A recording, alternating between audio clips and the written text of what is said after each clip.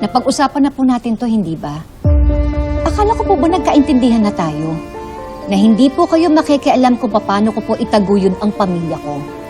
Pero, kapag nangangailangan ka ng tulong, sa akin ka tumatakbo.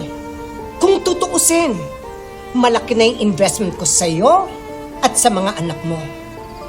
Lalo na kay Tyrone. Madam, sinusuklian naman po namin yun sa pagtatrabaho sa inyo ng mabuti. Para po sa ganun, hindi na po kayong manumbat. Malaki pa rin ang utang na loob mo sa akin. Pero madam, hindi naman po sapat yun para makialam kayo paano ko po tratuhin ang anak ko. Karapatan ni Tyrone malaman ng totoo. Wala kang karapatan para ipagkait ito sa kanya.